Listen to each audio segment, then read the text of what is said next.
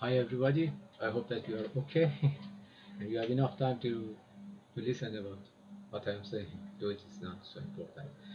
Anyway, today I am going to explain about some keywords that they are absolutely necessary to know what is the way of thinking of Rumi, Hafiz, Sadi and other Arab poets, the people that they are knowing God by the way of heart.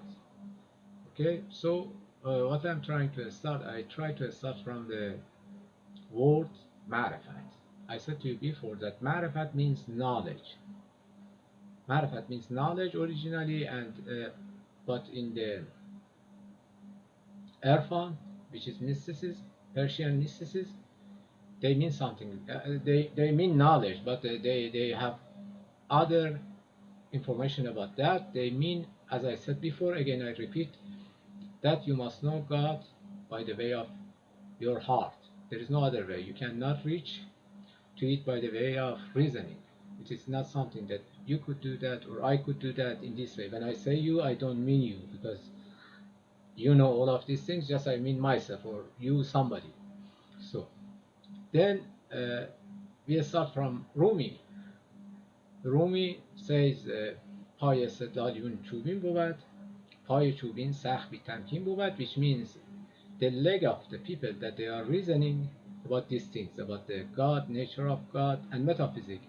Their leg is wooden. Their leg is wooden, and the wooden leg doesn't help you. It is not good. It doesn't work as a natural leg. It doesn't obey you. It doesn't come with you. It is esto, something like that.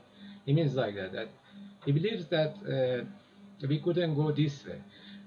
By the way, I remember something. I think about, I don't know, 3 4 months ago. I read or I heard that one of the most famous physics of these days, he said, I mean, in a media, newspaper or television or somewhere, he said that there is no God. When I hear that, I automatically remember Rumi, which says the leg of the people that they are reasoning about these things is wooden. If you want to bring examples from modern ages, not from the time of Rumi, in 18th century, in the age of enlightenment, the German philosopher, very distinctive German philosopher, Immanuel Kant.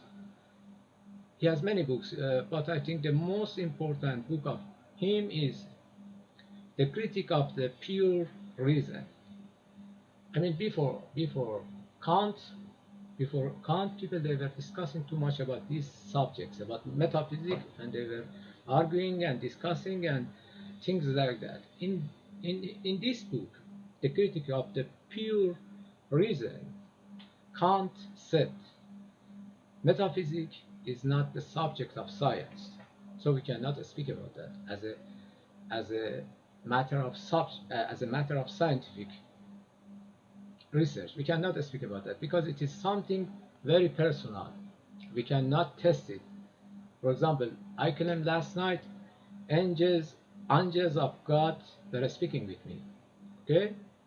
Maybe it is right, maybe it is wrong. It is my personal experience. It is not something that I can share with others. I can say to other people, but the other people, they don't know. They don't have the same experience. It's just my personal experience that could be right, could be wrong, but it's not scientific. By the way, I need to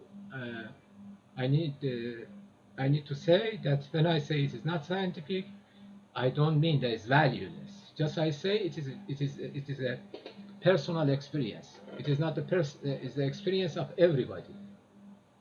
So Immanuel Kant declared that metaphysics is not the subject of science because the personal experience.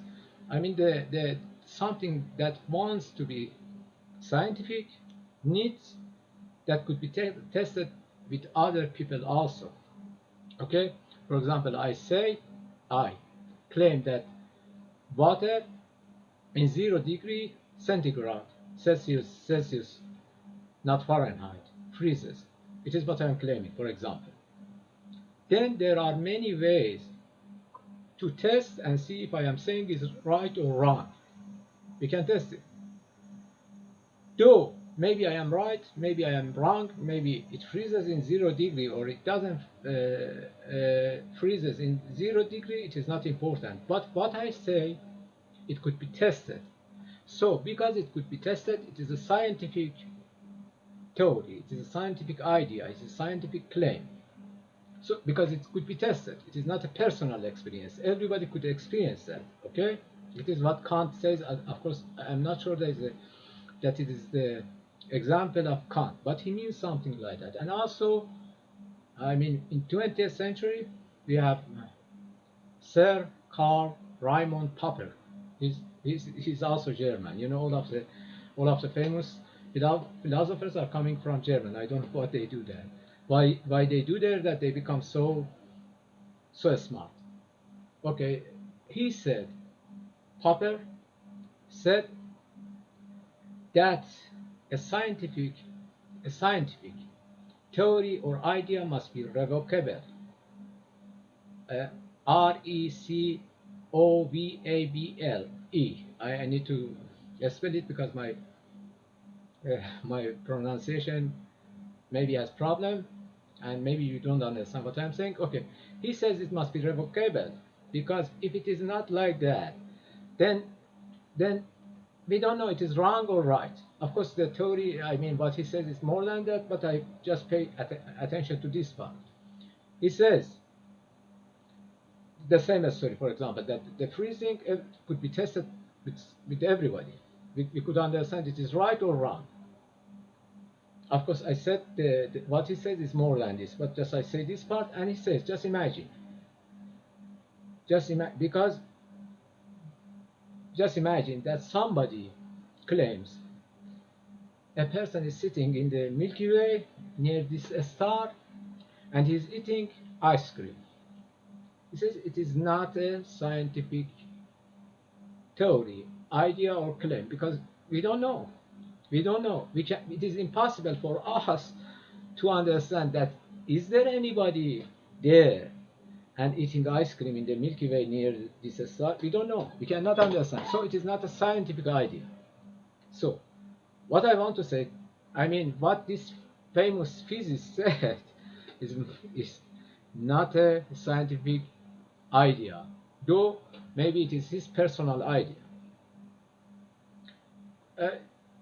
I said what Rumi says about this wooden leg. He has other poem about that. He says, you know, در بهاران زاد و مرگش در دی است، پشه کی داند که این باغ از کی است. He says mosquito borns in the spring and dies in the January or December. How mosquito could know from where this garden is? He says, I mean, what he wants to say, he says that the brain of the mosquito is limited and the life of mosquito is limited. If you speak with a mosquito about the age of Earth, mosquito cannot understand, because mosquito is limited. The brain of mosquito doesn't have this ability to understand these things. He is limited. And I think that, or I am sure that Rumi thinks that the same goes with our brain about thinking of the God. Because God is in high level and we are in low level, we cannot understand. Just by the way of heart, we can understand if there is a God and whatever.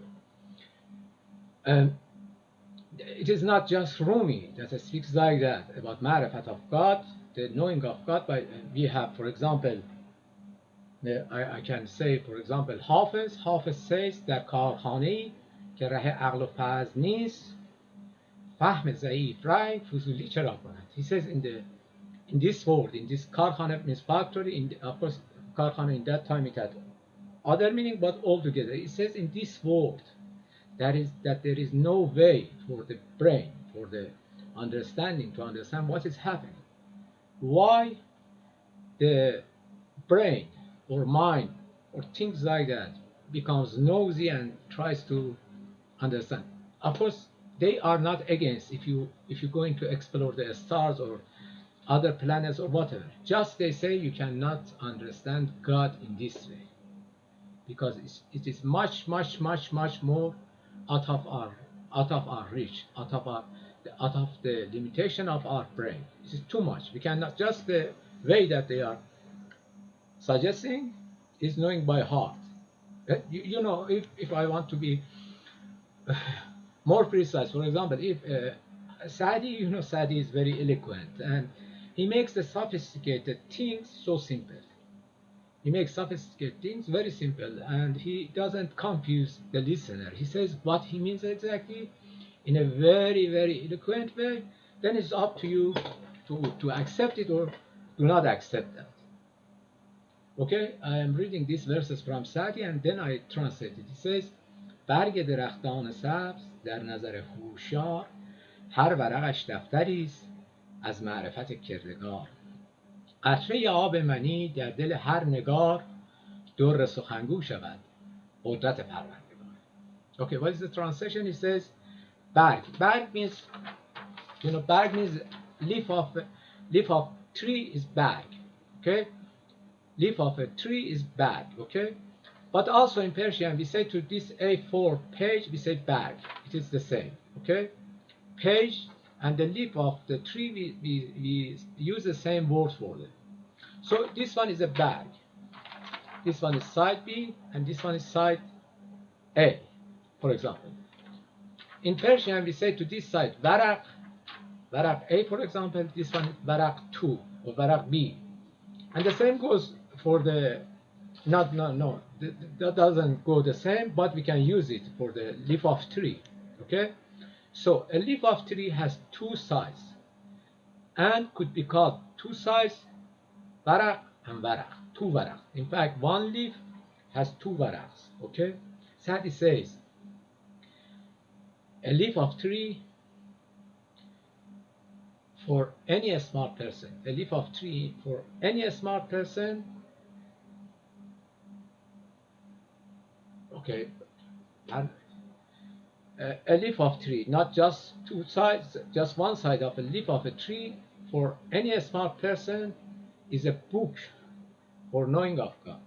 Just not two sides, just one side is a book, not just one. Book is 400 pages, 500 pages. So just one side of a leaf of tree is just like a book for a smart person to know the God. The second verse, he says, I'm not reading in Persian, he says, a drop of sperm in the belly of the girls becomes a speaking pearl, like Pearl Harbor, P-E-A-R-L, becomes a speaking pearl, and it is the power of God. He says, if you want to know God, God makes a speaking pearl for you from nothing or from drop of sperm, and it is the power of God. So he makes it so simple. He goes to the way of heart. He says, you look at that and think about that. If it is correct, and it's the power of God, and it's the knowledge of God, and you can know God, go this way.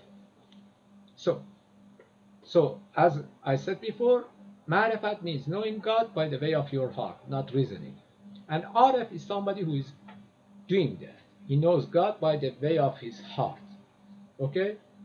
And also, what I want to say, it is not just Arif, it is not the only quality that Arif must have. Arif must have many other qualities that I am going to explain them, not maybe today, for sure not today, but I think this Ma'rifat of God by the way of heart is the most important quality for the Arif. Okay? Then I'm going to other keyword that you see many times in the poems of the Arifs and also in ordinary writing that I think in English they say prose, P-R-O-S-E, yeah. You see many times they use the word dunya. What is dunya? You know, dunya is word. The meaning of the dunya is word. One of the meaning of the word, dunya is word, like this word, W-O-R-L-D, word. Okay? But according to an Arif word, dunya is what you like from this world. Your car, your money, your bank account, your home, your palace, your jewels, whatever.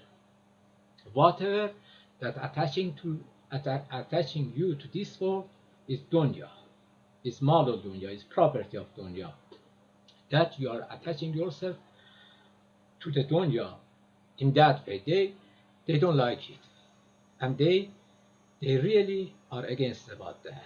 They think if you think all of the times about money, to make more money, of course they are not saying money for your life enough or even twice as enough. No, they are thinking about the people that they're making a lot of money, they have tens of homes or whatever, too much luxury, and they are still thinking about making more money and having more luxury, something like that. They are speaking about this kind of people.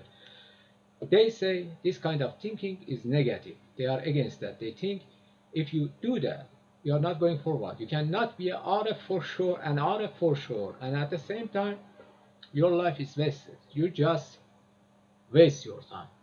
They don't believe that. You know, if I want to go a new example, I think all of you have seen the movie Citizen Kane. According to many critics, is the best movie of the history of cinema.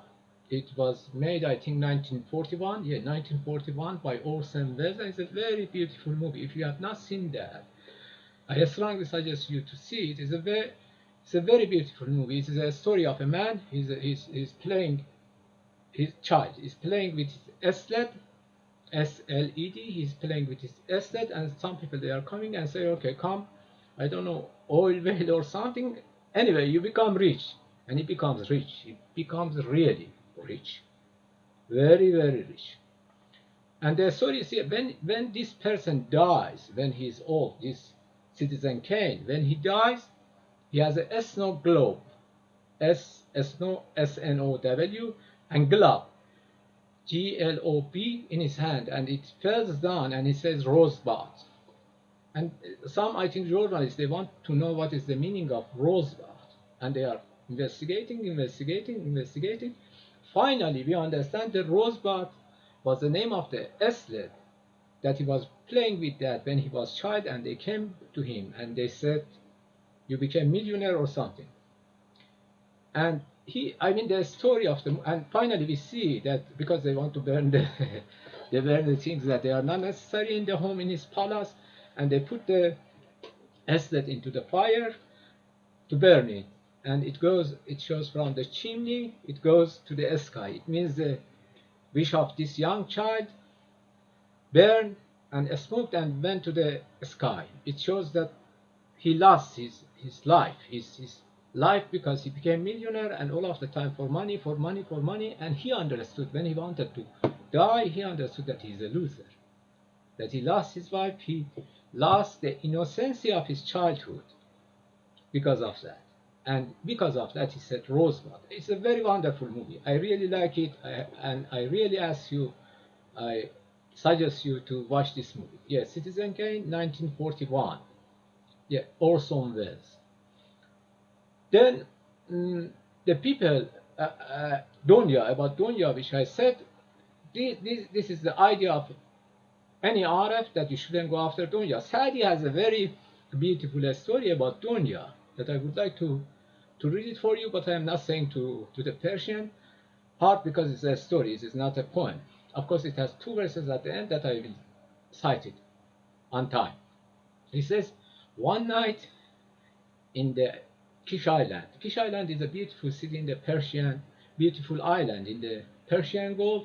And in that time, many people, they were using this island and other islands for trade with, for commerce with the Indian Ocean, Oman Sea, and other parts of the world. And it was a main port in that time, I think. And Sadi says one of the very rich merchant that he had 150 camels. 150 camels just for one merchant is too much. It's a caravan itself. He had a caravan for himself, in fact. Invited me to his home to be for dinner or something. Then I went there and he started to speak that Sadi, it is the title of this garden, it is for me. And it is the title of this home, and it is for me. And I have, for example, I have 5 homes in that city, and I have 10 homes in that city, and I have this money here, and I have this gold here, and I have this silver here. It's for too much. And Sadi didn't know what to say. I mean, imagine the feeling of Sadi to speak with such a person that all of the time they're speaking about money and properties and these things with Sadi. Sadi naturally couldn't say anything, just listening, and he was guest. He couldn't say anything. He just was listening, and then he said, Sadi, I have one journey, one travel. If I do that, then done. Then I open a shop and I sit in this shop and I am not traveling anymore because I want somehow to retire, something like that. Sadi said, what is that journey? What is that travel? He said, maybe trip. Maybe to call it trip. He said, yeah, I want to, for example, I want to take, I don't know the names in English that I can translate, these chemical things. He said, I want to take some merchandise from here to the China. And from China, I want to take Chinese silk to the Europe, the Silk Road between China and Europe and passing from Iran and some other countries, Silk Road, all of the time. Taking from there and also a spice. Not from China, from the Indonesia to take to the Europe. And it was a long road, maybe 3, 4 years, 5 years, I don't know exactly how long, but it was so long. I mean, it was not possible. And from China and from Europe, I want to bring some, I don't know what else, to the India. And from India, I want to go there, and from there, and it was a story of, I don't know, 100 years journey. And he was thinking, when I do that, I will sit in a shop and I am not traveling anymore.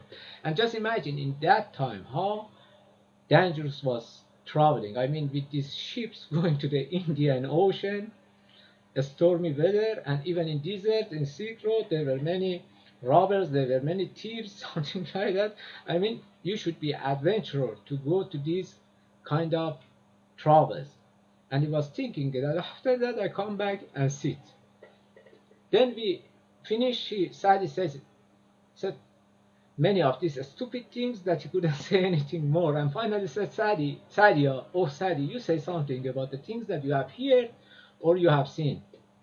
Sadi, citing these two verses. He said, آن شنیدستی که در اقصای دور بارسالای بیفتاد از تو. گفت چشم تنگ مرد دنیادار را یا قناعت پر کند یا خاک گور. So, what was the meaning? He says, did you hear that Aqsay Qur? Did you hear? Qur is a city in the near Kandahar. Now is in Afghanistan. Before was part of Iran. Did you hear that in faraway part of the Qur, the city, Barsalar means the keeper of the cargoes, the manager of cargo, something like Barsalari بیفتاد از تو. Barsala fell down from the donkey or horse, something, or camel. I think horse, because they were guards somehow. بارسالاری بیفتاد از تو. گفت چشم تنگ مرد دنیا را، مرد دنیا دوست or دنیادار را. You see the dunya here. گفت the greedy eyes of a man who loves dunya. The greedy eyes of a man who loves the dunya has two options to be filled, to be cured. One, contentment, qanaat, contentment, contentment,